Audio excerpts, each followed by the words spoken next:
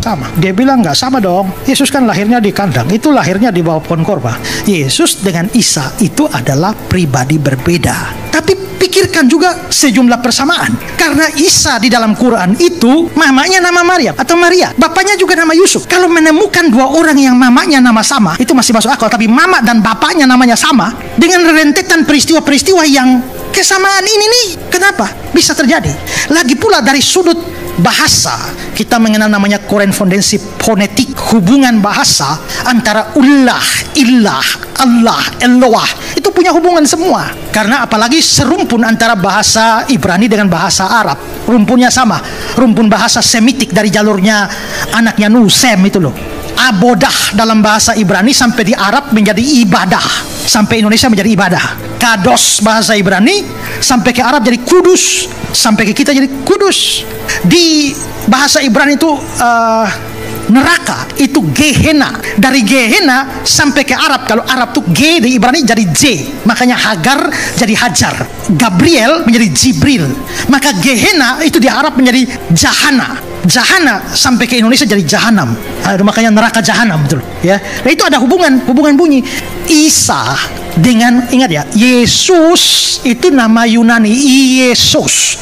Nama Ibraninya tuh Yosua. Yosua tuh Yesus itu. Kalau Yosua boleh, kenapa Yesus nggak boleh? Ya, yang penting jangan Yesus Kristus saja, ya toh.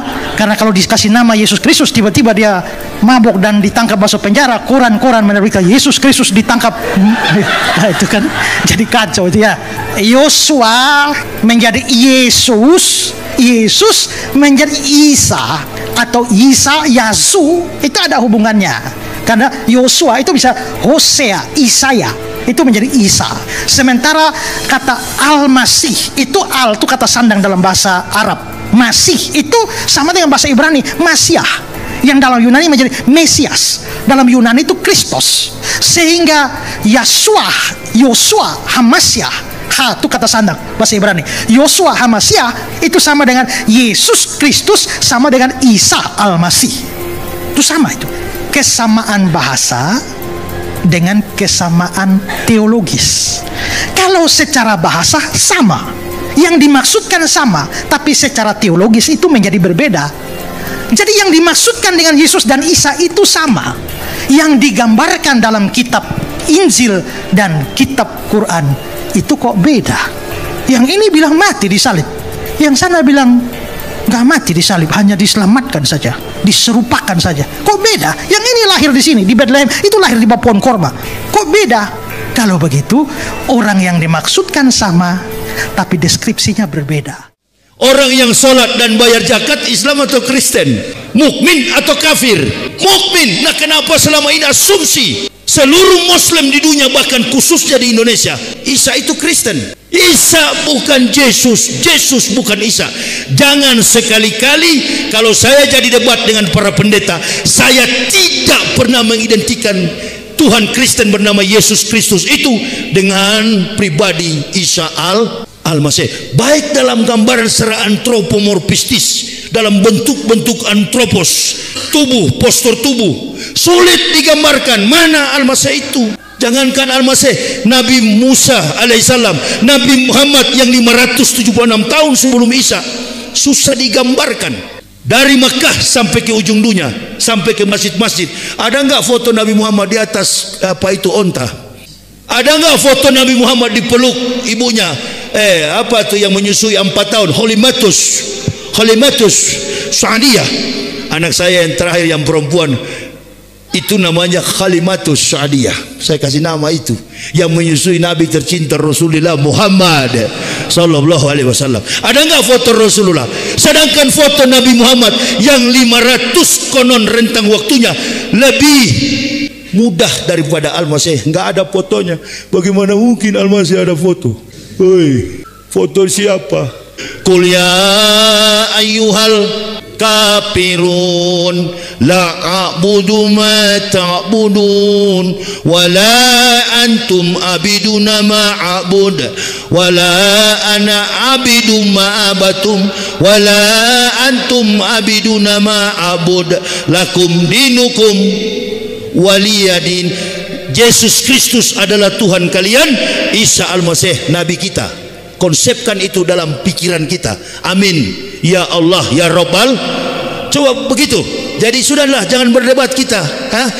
Isa Al-Masih Nabi kami, Yesus Kristus adalah Tuhan kamu. Jadi kalau berdebat kamu asumsikan Isa adalah Yesus, nggak bakal habis.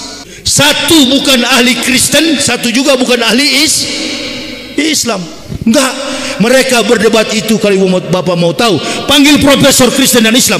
Perdebatan mereka cuma di atas teori yang tertulis. Apa namanya? Perdebatan alegoris. Tanya dosen bahasa di sini. Saya nggak pernah tanggapi. Nggak pernah saya tanggapi fitnah apapun yang mereka buang ke publik. Saya nggak pernah, karena kelasnya sudah jauh. Kalau mau berdebat, selipkan dulu. Ingat, kita orang Islam mengakui Isa sebagai nabi. Qala ini Abdullah ataniyal kitabah wa ja'alani nabiyah. Sekali lagi, wa ja'alani nabiyah. Allah mengutus aku sebagai seorang nabi, bukan sebagai Tuhan. Nah, baru-baru berdoa bahasa Ibrani, Abinu seba samayem yitkada semeka tabu malkuteka yasresoneka kaaser gaambares etlem huken uten lanu hayom. Itu bahasa Ibrani. Abinu seba samayem, Bapa kami yang di surga. Doa Bapa kami. Katanya Yesus itu Tuhan, dia berdoa kepada Bapa yang mana lagi? Makanya orang Yahudi Sema Israel Yahweh Eluhenu Yahweh Ehad Hikomantakim Dekolama Muhammadin. Dari dulu saya sampaikan begini, KPU itu ya bohong, dia pembohong. Hikomantakim Dekolama Muhammadin yang mengatakan nama Nabi tercinta Rasulullah Muhammad Sallallahu Alaihi Wasallam. Yahudi pada Wailing Wall, tembok ratapan. Terungkap sekarang. Manusia hidup sekarang ini seperti akuarium, ikan di dalam akuarium. Segala hal terungkap. Betulkah Nabi Muhammad disebut-sebut dalam doa ketika orang Yahudi meratap pada tembok ratapan? Adonai jismurkah mikolrah yesemor etnapsetah mikolrah Adonai yismurkah kaufueka me'ata we'at olamin hikomantakim dekalama Muhammadin. Bukan Muhammadin. Dari dulu sudah saya sampaikan, umat Islam semua tenggelam. Ada yang percaya? Ini kalau berdebat nggak kelas. Saya sudah nonton mereka berdebat itu. Ibu bapak yang habis-habisin pulsa, lebih baik ibu bapak buka Quran. Bagaimana caranya supaya saya bisa menghafal ayat-ayat suci kitab Kristen? Karena saya mau berdebat dengan orang Kristen. Kamu Kristen atau Islam? Saya orang Islam, Ustaz. Nama saya ini. Kamu jangan hafal ayat kafir itu. Kamu hafal ayat Quran. Enggak, Ustaz, saya mau mengislamkan mereka. Tak ada orang yang masuk Islam kecuali izin. Jangan dipaksa lah, ikra hafidin. Saya Islamkan orang ini sudah ribuan kiai, puluhan ribu di Indonesia ini. Bahkan ada satu kampung di Mentawai, Sumatera Barat, jengkel saya ceramah, satu kampung masuk Islam. Buka aja di YouTube. Karena jengkel sama Ustadz Yahya masuk Islam. Ini kalau orang Kristen dengar, ini kan tidak menantang. Yang di Medan paling bagus dengan di Manado. Sementara ceramah di masjid begini, gereja di samping sana. Memang enak sekali baku hantam begitu. Sampai saya bilang, itu kawan saya di sebelah sana, pendeta itu, kawan saya, itu kalau mati tempatnya neraka jahanam. Bukan benci ibu bapak, bukan cari muka, bukan cari muka. Sayang kepada mereka. Dokter yang baik ketika mendiagnosa sebuah penyakit dalam diri seorang pasien, dokter akan menggunakan dosis obat sesuai ukuran bagi pasien yang sakit. Tidak ada sakit pinggang lalu diberi obat sakit mah. Tidak ada sakit bisul diberi obat sakit kepala. Itu dokter tidak jujur, namanya malpraktik. Dokter yang jujur berani bicara kebenaran. Kulil haq walau kana muran. Enggak ada. Saya berjalan kemana-mana, di bandara, di pelabuhan. Ini ustubi rabbi wa rabbukum. Doanya Musa. Ya Allah, lindungi saya. Lindungi diri saya dalam perjalanan. Berikan saya kekuatan. Jadi saya tidur sudah terbiasa ke kanan begini. Dia sapa dari belakang. Sapa pasiennya, coba saya lihat. Kaget dia. Masya Allah, ini Ustadz Yahya Waloni. Bilang Ustadz Yahya Waloni, satu pesawat situlah beberapa orang yang kenal langsung keluar. Tapi bukan cuma Islam di dalam pesawat itu, karena pesawat itu tidak ditulis ini pesawat Muslim. Mungkin yang kafir dengar, alhamdulillah, bagus mati kau di situ. Pasti doanya begitu, pasti dia ketawa. Kalau bisa WA, karena handphone mati, dia sudah WA pendetanya. Ini Yahya sudah mau mati di atas pesawat. Berdiri dia, berdiri. Ya, dari Kristen saya adalah pendeta, tukang pidato.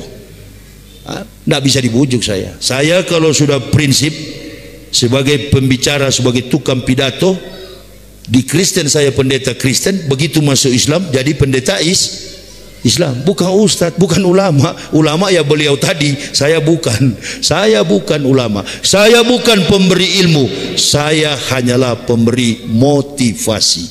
Ibarat handphone saya hanya charger, tapi semahal setinggi apapun harga ibu bapak handphonenya, satu kelak kalau low bat, baterainya suak, pasti memunculkan charger. Nah, saya ini adalah charger. Kata beliau tadi, Ustadz, berikan motivasi kepada semua jamaah, terutama nih ustadz muda. Jadi incaran betul-betul kalian ini, ulama-ulama ini, ya, jadi incaran. Bukan kita tidak suka sama pemerintah. Ulama dan umaro adalah mitra seperjalanan, tapi menuju pada kebaikan. Kalau tujuannya baik bagi Islam, gabung. Tapi haram bagi seorang ulama untuk menginjak rumah dinas. Jangan pernah datang ke rumah dinas. Saya dibawa kemarin di rumah Pak Edi, bukan rumah dinas. Beliau sudah turun dulu dari Gubernur Sumatera Utara kemarin, ya. Itu rumah pribadinya di Deli Tua, bukan rumah dinas. Haram kaki seorang ulama mendatangi rumah pejabat yang datang ke rumah ulama. Kita ini di Pulau Jawa, saya lihat ada yang satu yang gondrong itu, yang suka bagi-bagi. Begini tabal tuh uang-uang itu, setelah disorot oleh kamera. Itu kan bukan uang saya hanya membagikan. Sudahlah kawan, kalau sudah begitu gitu, sudah. Itu kalau ibu bapak mau kaya jadi ustadz begitu, ya. Ini muda-muda ini, kalau kalian mau jadi kaya, handphonenya mahal begitu. Jilat supaya hati-hati. Hukuman paling berat itu bukan pejabat. Hukuman paling berat itu adalah ustadz, tukang ceramah. Jangan ngaku, saya ngaku bukan ahli ilmu. Kalau mau butuh ilmu, tunggu Ustadz Abdus Somad. Itu memang dia belajar ilmu Islam di Mekah. Dia belajar ilmu Islam di Mesir. Dia belajar ilmu Islam di Kairo. Jadi tanyakan ke Ustadz Abdus Somad, itu jago-jago ilmu. Ustadz Somad itu yang banyak ilmu. Kalau Yahya Waloni tidak, saya cuma motivator. Diharapkan 10 tahun 20 tahun Yahya di penjara, cuma 5 bulan. Nyawa dan diriku ini di tangan, di dalam genggaman kekuatan Allah subhanahu wa ta'ala. Makanya kalau Allah mau bekerja dalam diri kita, jangan mengandalkan makhluk, ya, jalan saja. Pernah saya ceramah dari Madura, baru masuk Islam, babuku kami di Belige, namanya Belige. Pergi 80 km dari pasar apa itu, Sampang atau apa, masuk ke dalam acara haulan di Madura. Begitu habis acara saya bilang, silakan bagi yang berminat membeli buku saya. Apa kata kiainya? Ustadz, di sini jamaahnya buta-buta huruf. Kawan, satu biji pun tidak ada yang laku. Marah ini harim saya, istri saya marah pulang. Dia bilang, kamu ketawa-ketawa ya. Kalau kita menyeberang dari apa itu, dulu belum ada jembatan itu, apa namanya, dari Suramadu, belum. Dulu naik ferry. Dia bilang, kamu ketawa-ketawa Pak. Kata, ini bini saya ini yang datang sekarang. Nanti kalau mobil kita mogok pakai kencingmu. Karena uang jalan kami tinggal amplop yang dikasih dengan sisa uang sedikit dari Jakarta. Sudah kawan, jangan khawatir begitu, ini Islam. Sudah, sebentar, saya turun dulu. Mau kemana Pak? Saya mau kencing. Saya turun ke masjid sebentar, saya ambil 2 rakaat. Padahal saya baru habis sholat zuhur, siang kami pulang. Kalau dihitung-hitung dengan amplop itu, nggak cukup ini kami pulang. Ya, 1 biji pun ada yang beli. Saya hibahkan kepada kiai 1 biji. Saya pergi ke masjid, saya banting 2 rakaat di situ. Sholat. Hanya pendek doa saya. Bukan saya ya Allah, bini saya. Dia khawatir kita nggak punya apa-apa. Jangan permalukan iman kami. di hadapan orang kafir dan orang munafik. Pelihara kami. Keluar kami turun dari pelabuhan, lewat jalan Darmo, bertemu pengurus masjid Al-Falah Darmo, Surabaya. Pertama kali saya berdakwah di Surabaya. Ustadz Yahya ini kan, tergantung siapa yang tanya, saya bilang, saya ini Ustadz orang Makassar separuh, ibu saya orang Jawa. Saya pengurus masjid terbesar kedua setelah masjid Masjid Nasional Al-Akbar kalau apa di Waru. Ustadz, boleh nggak kita bawa ke masjid Darmo? Ustadz bikin tausiah. Satu mobil buku itu dibayar oleh cuma dibayar oleh satu orang. Kau tadi mau menangis tadi pagi kan?